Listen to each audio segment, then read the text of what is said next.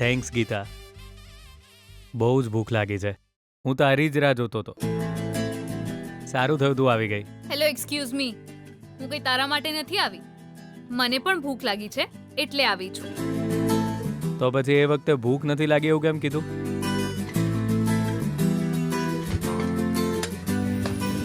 ભલે ગમે તે થાય, હું તો હંમેશા જમવા માટે આ જ રીતે રાહ જોઈશ.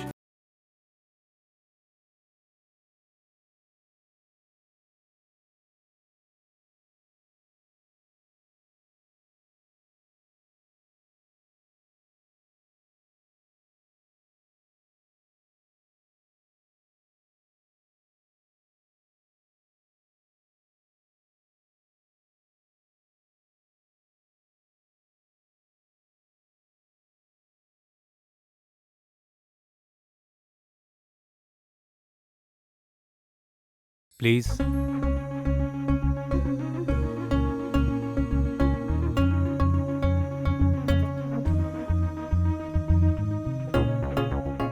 પ્લીઝ તારા હાથે મને પીરસ ને.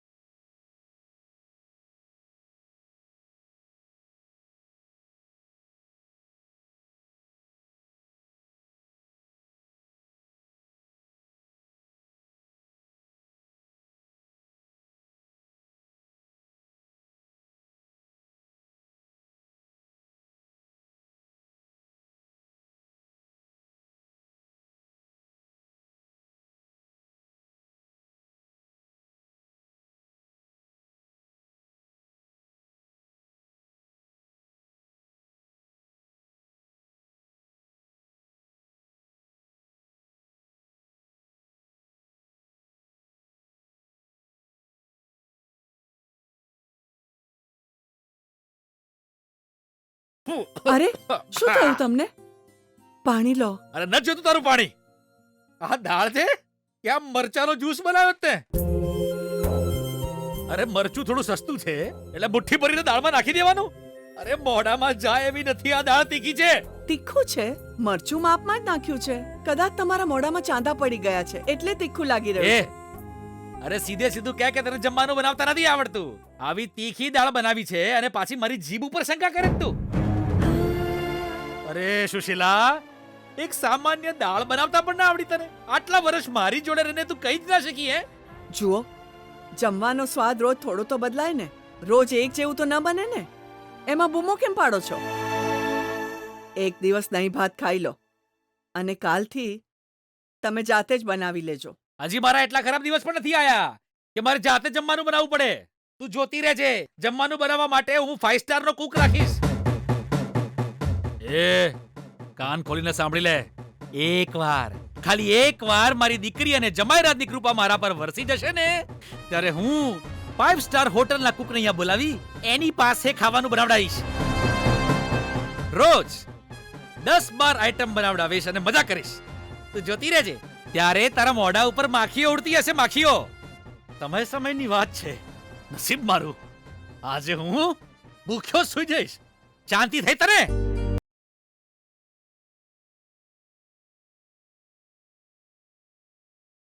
સમય બદલાશે કે નહીં એ તો ખબર નથી, પણ સમય તમને એક દિવસ પાઠ જરૂર ભણાવશે.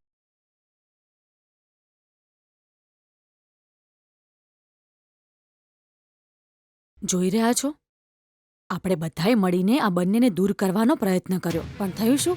કંઈ જ નહીં. અને આ બંને કેવા નજીક આવી ગયા. હવે જુઓ કેટલા આરામથી જમી રહ્યા છે. આર્યો બદલી જોઈએ તો ખબર છે, પણ ગીતા જાણે બદલી જઈ. મને તો લાગી રહ્યું છે કે બંને મનમાં ને મનમાં એકબીજાને પ્રેમ કરે છે. નહીં તો વિજય સર બોલાવે ને ગીતા જમવા આવે ખરી? What do you mean? You mean Gita also loves Vijay? હે? નો વે, એ તો શક્ય જ નહીં. એ ભલે આખો તાજમહેલ આ રીતે ઉપાડીને ગીતાને લઈને આલે પણ ઓલી પીગળવા નહીં. એ તો તમારો વહેમ છે. બંનેને સરખી રીતે જુઓ, સમજાઈ જશે. એમનો પ્રેમ વન વે નથી.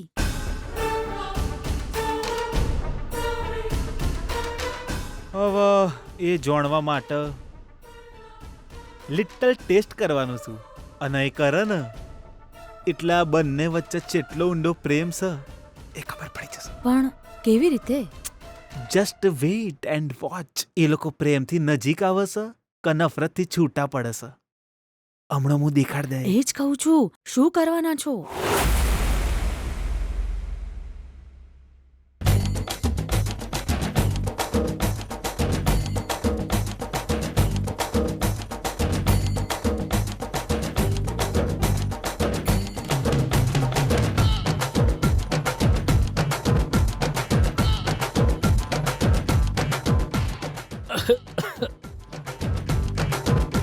પાણી ત્યાં જ છે વિજય.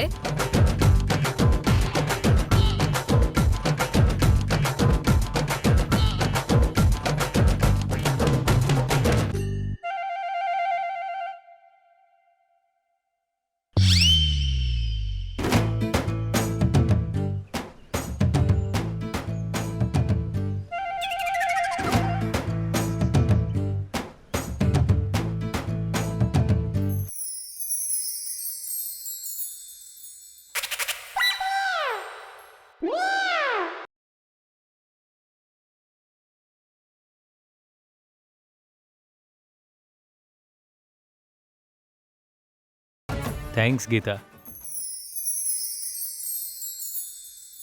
થેન્ક્સ શેના માટે?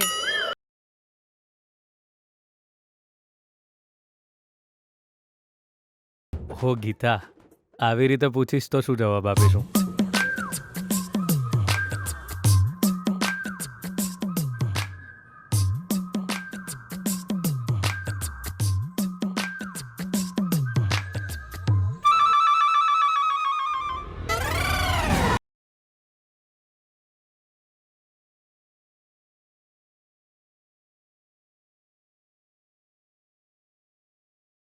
વિજય, શું થયું ગીતા?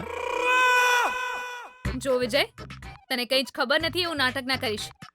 ચૂપચાપ જમી લે. નાટક તો તું જ કરી રહી છે.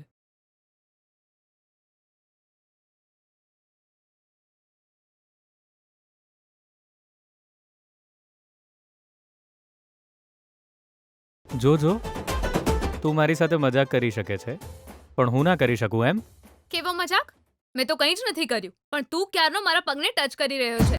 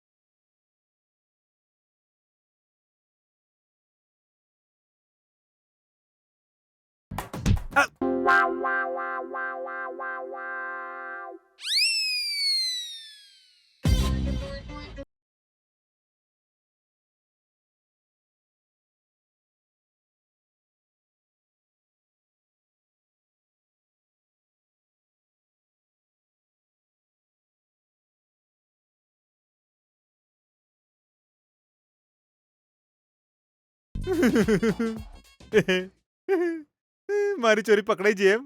Vote a funny.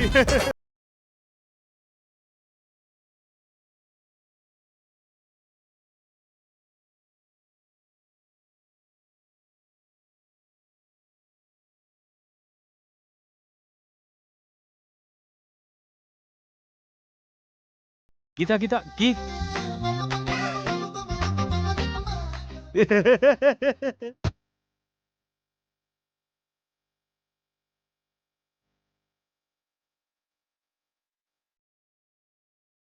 શું મામા તમે પણ ખાલી ખાલી મારા મનમાં આશા જગાડી.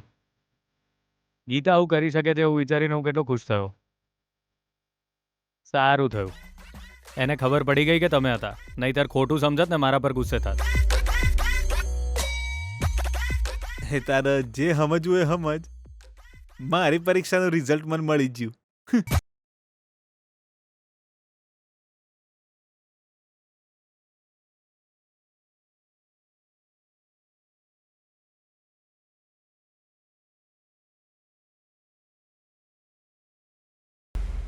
ઓ વાસ્તુ પુરુષો જ બેઠા છે એમ. એ ગોડા, હું થયું? જુઓ બિગ બ્રો, એ મગજ વગરના, ડાબી બાજુથી નહીં જમણી બાજુથી આવીને વાત કર વાસ્તુશાસ્ત્ર પ્રમાણે.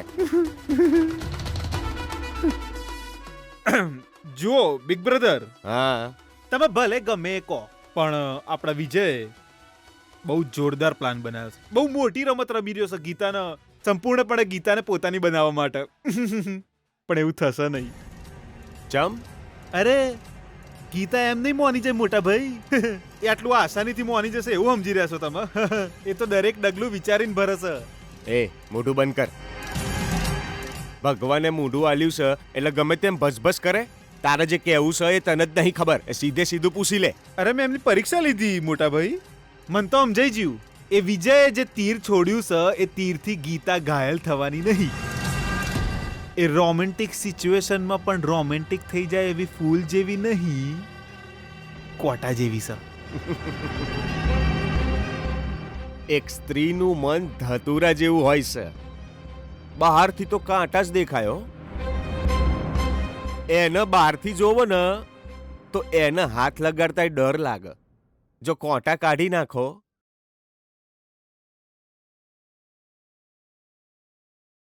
અને અમૃત સરળતાથી નહીં મળતું, પણ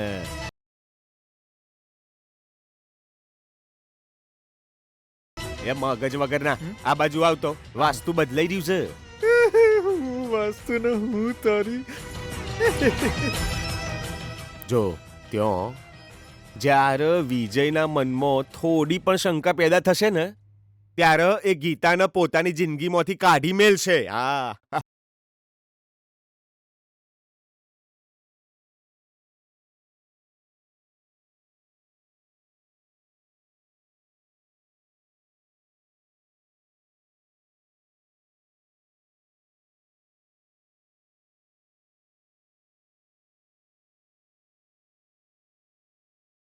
મેં સરખી રીતે સ્ટડી કરી લીધું. ગીતાના મનમાં મારા માટે પ્રેમ છે. 200% ની વાત છે આ. તને કેવી રીતે ખબર પડી? એણે તને કઈ કહ્યું ખરું? બોલવાની શું જરૂર છે? એની આંખોમાં જુઓ ને, ત્યારે એમાં પ્રેમ દેખાય છે.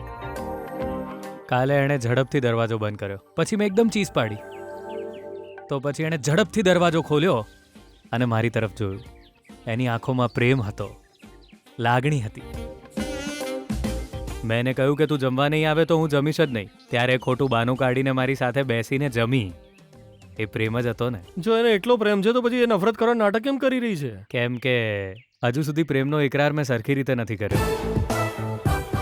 પ્રપોઝ સરખી રીતે નહીં કરું તો એ મને કેવી રીતે સ્વીકારશે? આ તું શું કહી રહ્યો છે યાર? પહેલા દિવસે તો તે બધાની સામે એને આઈ લવ યુ કહ્યું હતું, તો હવે કેવી રીતે પ્રપોઝ કરીશ? હે, આ શું બોલી રહ્યો છે? પ્રેમ એ સ્વતંત્રતા દિવસનું ભાષણ તો છે નહીં ને કે ઊભા ઊભા સાંભળી લીધું. આ તો મનની વાત છે, જે એના મન સુધી પહોંચવી જોઈએ. એવું થયું નહીં કારણ કે એ દિવસની સિચ્યુએશન ઓડ હતી. મેં એના કુર્તાની ઝીપ બંધ કરી, એણે લાફો માર્યો, મેં સોરી કીધું. મેં તો આગળ પાછળ કંઈ જોયા વિના આઈ લવ યુ કહી દીધું. આ રીતે સીધે સીધું આઈ લવ યુ કહી દો તો કઈ છોકરી આપણને સ્વીકારી લે? દરેક છોકરીની ઈચ્છા હોય છે કે જ્યારે છોકરો એને પ્રપોઝ કરે ને ત્યારે એક ક્ષણ એક સ્પેશિયલ ઇવેન્ટ જેવી થઈ જાય. બંને એકલામાં ક્યાંક મળ્યા હોય અને ત્યારે પ્રેમની વાત બંનેના દિલ સુધી પહોંચે એવી ઈચ્છા હોય છે. અને મેં પાગલની જેમ એને આઈ લવ યુ કહી દીધું. એટલે આ વખતે ગીતા ઇમ્પ્રેસ થાય એ રીતે આઈ લવ યુ કહેવું પડશે. આઈ લવ યુ કહું અને તરત જ એ માની જાય એવો કોઈ પ્લાન બનાવવો પડશે. યાર, કોલેજનો બધો જ કચરો સાફ કરીને ગ્રાઉન્ડમાં આવીને ત્યાં આસપાસમાં ફૂલ છોડની સજાવટ કરીને ગીતાને ત્યાં બોલાવીશું. આમ પણ તારી પત્નીને સ્વચ્છ ભારત અભિયાન બહુ ગમે છે. એટલે એ વધારે કંઈ વિચાર્યા વિના જ તને સ્વીકારી લેશે અને પછી તને ચીપકીને પ્રેમ કરવા લાગશે, છોડશે.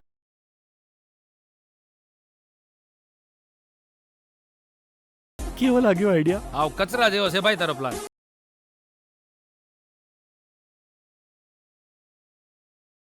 વિજય, ઈ મારા દિમાગમાં એક સુપર આઈડિયા આવ્યો છે ભાઈ. ઈ આખી કોલેજમાં આપણે લાઇટિંગ કરાવીએ. જ્યારે ગીતા આવે ત્યારે ઈ લાઇટિંગ થી ગીતા આઈ લવ યુ એવું લખાયેલું દેખાશે એને. પછી કોલેજના બધા સ્ટુડન્ટ્સને વિજય લવ્સ ગીતા એવું લખેલું મસ્ત ટી-શર્ટ આપણે પહેરાવી દઈએ એમને. પછી તું ગીતાને કેટલો પ્રેમ કરે છે એને ખબર પડી જશે ને એના હૃદય સુધી તારી પ્રેમની વાત પણ પહોંચી જાય ભાઈ. બરાબર કહું છું ને? એ પાગલ, હમણાં તો વિજય કહ્યું કે એને ખાનગીમાં પ્રપોઝ કરવું છે અને તું ઢંઢેરો પીટવાની વાત કરે છે. મારી પત્ની બહુ સીધી છે, સાદી છે. એને આ ઝગમગ જરાય પસંદ નથી. કંઈ થોટફુલ લાગવું જોઈએ, ખાલી દેખાડો ના લાગવો જોઈએ. એટલે એવું કંઈક વિચારો. યાર, મારી પાસે એક માસ્ટર પ્લાન છે. તું છે ને ગીતાને રિવરફ્રન્ટ પર બોલાવ અને તું ત્યાં ઘોડા પર એન્ટ્રી માર. ત્યારે અમે લોકો ત્યાં મસ્ત મ્યુઝિક વગાડીશું અને તું તારા મનની વાત કહી દેજે. એ ફિલ્મી સીન ક્રિએટ નથી કરવાનો. એ બોગસ આઈડિયા છે. વિજય, મારો આઈડિયા સાંભળ. હેલિકોપ્ટરથી ગીતા પર ફૂલોનો વરસાદ કરીએ. આમ પણ ગીતાને ફૂલ બહુ ગમે છે ને, એ પાક્કું તારો પ્રેમ એક્સેપ્ટ કરશે. ટ્રાય કરીને જો. પણ ફૂલોને જમીન પર પડતા જોઈને એને નહીં ગમે. એ ભાઈ વિજય, એ અમારો તો એક પણ આઈડિયા તને પસંદ ના જ આવ્યો ને, તો હવે તું જ બોલ, બીજું શું કરીએ? તમારે લોકોએ ટેન્શન લેવાની જરૂર નથી. હું છું ને. મારી પત્નીને પસંદ આવે એવો પ્લાન હું જ સરસ રીતે વિચારી લઈશ. બહુ જ સ્પેશિયલ હશે, એ ઇમ્પ્રેસ થઈ જશે. ગીતાની આ નફરતનું નાટક પછી ખતમ થઈ જશે. પ્રેમનો નવો અધ્યાય શરૂ થઈ જશે.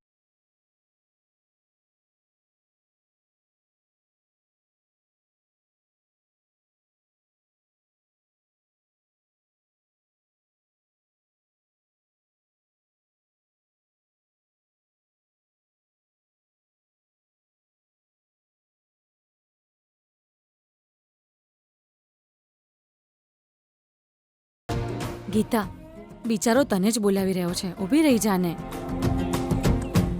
ઈ તને કાંઈ કહેવા માટે દોડતો દોડતો આવી રહ્યો છે, ઊભી રહે ને.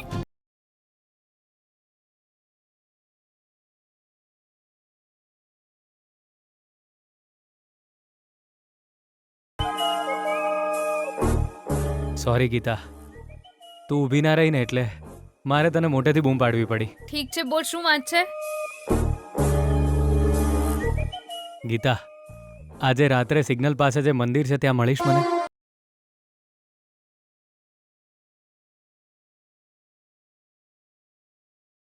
હું તને એક સરપ્રાઈઝ આપવા માંગુ છું એટલે. ના.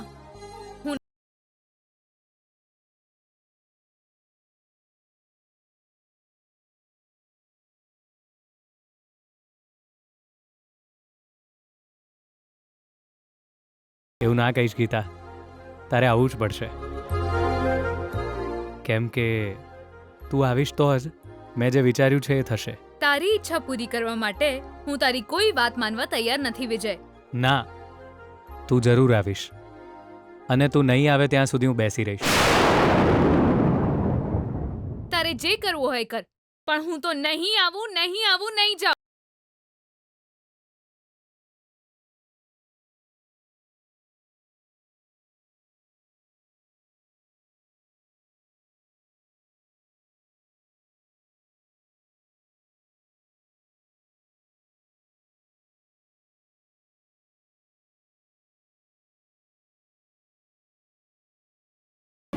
તું આવીશ, આવીશ, આવીશ.